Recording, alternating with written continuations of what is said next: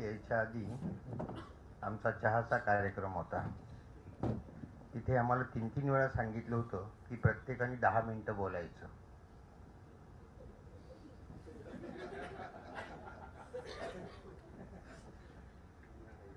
त्यामुळे मला अभिमान आहे की माझा विद्यार्थी हा 10 मिनिटं सांगितल्यावर 40 मिनिटं बोलू शकतो.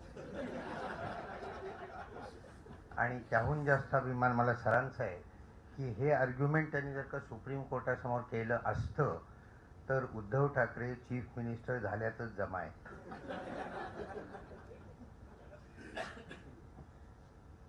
त्यामुळे मी आता माझं भाषण 3च वाक्यात संपवणार आहे. म्हणजे तुमची सहनशीलता किती ताणायची हा पण एक प्रश्न निर्माण होतो. त्यामुळे 3च वाक्य सांगतो. एक वाक्य पहिलं अति महत्त्वाचं की दुसऱ्या महायुद्धानंतर अनेक डेव्हलपिंग नेशन्समध्ये 125 डेव्हलपिंग नेशन्समध्ये स्वातंत्र्य प्राप्त झालं आणि सगळ्यांनी लोकशाही हा प्रकार स्वीकारला. अभिमान वाटावा अशी गोष्ट आहे की या 125 देशांमध्ये फक्त भारतामध्ये 75 वर्ष लोकशाही चाललेली आहे. बाकी कुठेही पाकिस्तान असो, बांगलादेश असो, अफगाणिस्तान असो, केनिया असो, टॅन्झानिया असो, कुठेही लोकशाही टिकलेली नाही. चढ उतार येतात. जसं आणीबाणीमध्ये आला होता तसाच एक चढ उतार आत्तासुद्धा आलेला आहे. चढ उतार येतात, पण भारताच्या लोकशाहीला काही धोका आहे असं व्यक्तिगत मला वाटत नाही. वाक्य क्रमांक 1. वाक्य क्रमांक 2, सरांनी जे सांगितलं आंबेडकरांचं वाक्य ते त्यांनी घटना समिती जो आपण घटना जेव्हा स्वीकृत केली 26 नोव्हेंबरला त्याच्या आदल्या दिवशी केलेलं भाषण आहे ते 25 नोव्हेंबरला की एखादी सोन्यासारखी राज्यघटना सामान्य लोकांच्या हातात दिली तर ते त्याचं माती करतील आणि एखादी सामान्य राज्यघटना चांगल्या लोकांच्या हातात दिली तर ते त्याचं सोनं करतील. हे त्यांचं वाक्य आहे. आपण सोनंही केलं नाही आणि माती पण केली नाही. कुठेतरी मध्यभागी आपण चाललोय. आणि तिसरं वाक्य माझं असं आहे जे डॉक्टर राजेंद्र प्रसादांनी शेवटच्या त्यांच्या भाषणात म्हटलं होतं की मला 2 गोष्टींचं दुःख आहे. ही राज्यघटना स्वीकारताना मला 2 गोष्टींचं दुःख आहे. रिग्रेट शब्द आहे त्यांचा. एक दुःख असं की आपली राज्यघटना आपण भारतीय भाषेत लिहू नाही शकलो, आपण इंग्लिशमध्ये लिहिली. पहिलं दुःख. आणि दुसरं दुःख, there is no guarantee at all in the constitution that people with integrity and character would enter legislatures. कुठलीही अशी अट नाही आहे की ज्यांनी लेजिस्लेचरमध्ये जाणारा मनुष्य हा कॅरेक्टरचा आणि इंटिग्रिटीचा असेल. आज सुरत, उद्या आसाम, परवा गोवा का जावं लागतं तुम्हाला? तुमची पक्षनिष्ठा नाही आहे म्हणून तुम्हाला बांधून ठेवावं लागतं आहे. मी आत्ताच सांगत होतो मी कुठल्याही पक्षाचा नाही, आधीच क्लिअर करून टाकतो, मला काही देणं घेणं नाही कुठल्याही पक्षाशी.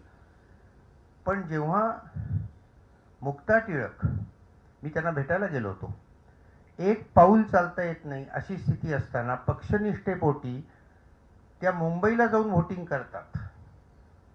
याला पक्षनिष्ठा म्हणतात. हे अपेक्षित आहे. हे घटनेला अपेक्षित आहे. कॅरेक्टर अँड इंटिग्रिटी जे हल्ली त्याच्यात नाही आहे.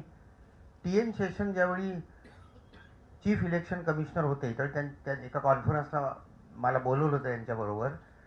180 लोकसभा सदस्यांवर त्यावेळी क्रिमिनल केसेस चालू होत्या. खुनाच्या, दरोडेखोरीच्या, रेपच्या, काय नव्हत्या सगळ्या चालू होत्या. आणि हे आपल्याकरता कायदे करणार, तर कुठेतरी इथे सुधारणा व्हायला पाहिजे. मग हा सगळा दोष जो आहे तो मतदारांकडे येतो. आपणच निवडून देतो ना त्यांना. तेव्हा आपणच जर का चुका करतो तर मग त्यांनी चुका केल्यावर कशाला त्याच्यावर टीका करायची. पण ही वस्तुस्थिती आहे की 1985 साली ज्यावेळी राजीव गांधींनी ही घटना दुरुस्ती केली आणि पक्षांतर बंदी कायदा आला, त्यात स्वच्छ शब्दात लिहिलेलं आहे की तुम्हाला तुमचा पक्ष सोडता येणार नाही. आणि मग त्याला जे अपवाद केले त्यात 1/3ला स्प्लिट होतं ते काढून टाकलं आपण. आता 2/3ला मर्जर आहे ते सरांनी खूपच समजावून सांगितलं. आणि तिसरं स्पीकरचं आहे. स्पीकरला सोडता येतं, पक्ष सोडता येतो. याचं कारण असं, तो न्यूट्रल असावा अशी अपेक्षा असते. इंग्लंडमध्ये जिथनं आपण वेस्टमिन्स्टर सिस्टीम घेतली आपल्याकडे, तिथे स्पीकर झाला की तो आपल्या पक्षाचा राजीनामा देतो. आणि पुढच्या वेळी जेव्हा तो निवडणुकीला उभा राहतो त्यावेळी त्याच्या विरुद्ध कोणी उभं राहत नाही, तो अनअपोज निवडून येतो. त्यामुळे तो निपक्षपातीपणाने काम करू शकतो. आपले स्पीकर आज NCP मध्ये, उद्या शिवसेनेमध्ये, परवा आणि कुठल्या तरी पक्षात, हे असे बदलत्या निष्ठेचे लोक आहेत. यांच्यावर किती विश्वास ठेवायचा? तर सगळा प्रश्न जो आहे तो क्रेडिबिलिटीचा आहे. आपला राष्ट्रपतींवर विश्वास नाही, आपला गव्हर्नरवर विश्वास नाही, आपला स्पीकरवर विश्वास नाही, आपला इलेक्शन कमिशनवर विश्वास नाही, आपला सुप्रीम कोर्टावर विश्वास नाही, जसं यांनी आत्ता सांगितलं. तर क्रेडिबिलिटी हा सगळ्यात महत्त्वाचा आपल्या देशातला आत्ता प्रश्न आहे. तर बघू आता कशी निर्माण होते ती. मी शिकवताना वर्गात, आता आशिम ते विसरलेला दिसतोय बहुतेक, पण मी वर्गात नेहमी शिकवताना नेहमी असंच शिकवत असे की नाही, काही संघटना म्हणजे सुप्रीम कोर्ट, इलेक्शन कमिशन यांच्या विरुद्ध नाही वाईट बोलायचं आपण. क्रेडिबिलिटी कुठे ना कुठेतरी आली पाहिजे, तरच टिकणार आहेत सगळ्या गोष्टी. त्यामुळे सुप्रीम कोर्टाने काहीही निर्णय दिला तर तो का दिला, कसा दिला आणि कसा आहे तेवढं मी स्पष्टीकरण देईन, पण मी त्यांच्यावर आरोप नाही करणार की हे या पक्षाचे विकत घेतले गेलेले आहेत. होतं तसं, असं नाही आहे. म्हणजे मी सुद्धा जाणतो वस्तुस्थिती काय आहे ती. आणीबाणीमध्ये जगण्याचा सुद्धा अधिकार नाही, ही जेव्हा केस आली तेवढी सुप्रीम कोर्टातल्या 4 न्यायाधीशांनी हो म्हटलं होतं की नाही, जगण्याचा पण अधिकार नाही. एक न्यायाधीश नाही म्हणाले, खन्ना. त्यामुळे त्यांचं नाव आमच्या ज्युरिस्प्रुडन्समध्ये सुवर्णाक्षरांनी लिहिलं गेलं. तसं काय होतं, एवढं बोलून मी थांबणार आहे कारण माझी 10 मिनिटं संपत आली आहेत. 65व्या वर्षी सुप्रीम कोर्ट जज रिटायर होतो आणि त्याच्यानंतर जर का गलेलठ्ठ नोकरी पाहिजे असेल कुठे, तर ती राष्ट्रपती देऊ शकतात आणि राष्ट्रपती ती पंतप्रधानांच्या सल्ल्यानुसार देतात 74व्या कलमाखाली. त्यामुळे एक दिल्लीला रिसर्च झाला होता जो प्रसिद्ध केला नाही मोरॅलिटीच्या कारणास्तव, एमफिलचा स्थितीस होता. त्यांनी 10 जजेस घेतले सुप्रीम कोर्टाचे.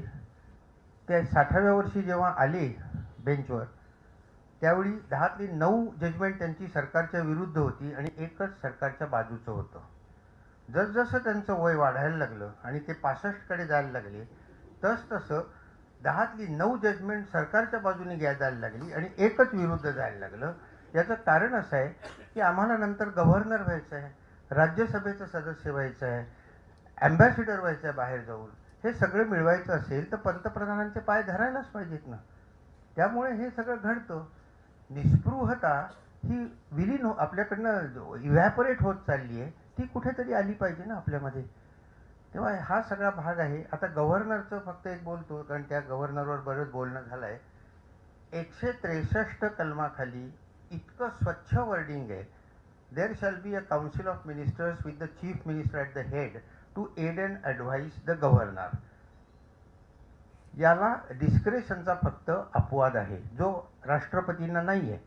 किंबहुना राष्ट्रपतींच्या कलमात त्यांनी आणखी एक इंदिरा गांधींनी लाईन घातली होती की ही शॅल ॲक्ट अकॉर्डिंगली, म्हणजे इथे काही वावच नाही आहे राष्ट्रपतींना. पण इंदिरा गांधींनी ती ओळ गव्हर्नरला घातली नाही त्यावेळी, कारण गव्हर्नर त्यांना त्यांच्या हातात पाहिजे होते. त्यामुळे ती ओळ घातली गेलेली नाही आहे. मग डिस्क्रेशन कुठलं, तर हे कॉन्स्टिट्यूशनल डिस्क्रेशन आहे, तारतम्य आहे, तुमचं व्यक्तिगत तारतम्य नाही आहे. कॉन्स्टिट्यूशनल डिस्क्रेशन काय आहे ते घटनेत लिहिलेलं आहे. शेजारच्या केंद्रशासित प्रदेशाचा तो मुख्य असेल तर त्याला मुख्यमंत्र्यांना नाही विचारावं लागत. आसामच्या गव्हर्नरला काही अधिकार आहेत किंवा 371 नंतरची काही कलमात त्यात स्पेशल रिस्पॉन्सिबिलिटीज दिलेल्या आहेत किंवा 200 कलमाखाली एखादं बिल प्रेसिडेंटकरता रिझर्व ठेवायचं आहे तर ते ठेवता येतं. किंवा सगळ्यात महत्त्वाचं म्हणजे राज्यघटनेप्रमाणे चाललं नसेल तर 356 कलमाखाली राष्ट्रपतींकडे तशी शिफारस करता येते. हा तारतम्याचा भाग आहे. आता 174 जे कलम आहे गव्हर्नरचं की ही कॅन समन, प्रोरोग अँड डिझॉल्व वगैरे वगैरे, हा डिस्क्रेशनचा भाग नाही. आणि त्यामुळे गव्हर्नरला अधिवेशन बोलवायचं असेल किंवा सत्रांत करायचं असेल तर मुख्यमंत्र्यांना विचारावंच लागतं, हा घटनेचा अर्थ आहे. इथे तसं होत नाही आहे. मुख्यमंत्र्यांना न विचारता अधिवेशन बोलवलं जात आहे आणि त्याच्यावर आणखी मात करायकरता ऑपोजिशन लीडर जेवढी संध्याकाळी 8ला त्यांच्याकडे जातात त्यावेळी ऑपोजिशन लीडरला विचारून आपले गव्हर्नर निर्णय घेतात आणि मुख्यमंत्र्यांना विचारत नाहीत. आणि त्याच वेळी ते पत्र टी व्हीवर पण लीक होतं, तेव्हा हे सगळं चुकीचं चाललेलं आहे. आता याला एकच उपाय असतो की गव्हर्नरला परत बोलवायचं. पर्सोना नॉन ग्राटा आणि पर्सोना ग्राटा असे दोन कॉन्सेप्ट्स आहेत आमच्या लॉमध्ये. मुख्यमंत्री आणि गव्हर्नरचं जमत नसेल तर मुख्यमंत्री हा निवडून आलेला असतो आणि गव्हर्नर नॉमिनेट असतो. लोकशाहीमध्ये निवडून आलेल्याला जास्त महत्त्व असतं, नॉमिनेटला कमी महत्त्व असतं. त्यामुळे गव्हर्नरला परत बोलवावं लागतं. प्रत्यक्षामध्ये गव्हर्नर का पाय धरतात तर त्यांची अपॉइंटमेंट प्रेसिडेंटकडनं होते आणि त्यांचं removal he holds office during the pleasure of the president, आणि प्रेसिडेंट पंतप्रधानांच्या सल्ल्यानुसार काम करतात. त्या गव्हर्नरला नेमणं आणि काढणं दोन्ही पंतप्रधानांच्या हातात असल्यामुळे गव्हर्नर अगतिक असतात. सुप्रीम कोर्टाने एका डिसिजनमध्ये लिहिलं आहे गव्हर्नरला की you are not an employee of the supreme central government, you are a constitutional head of that particular state.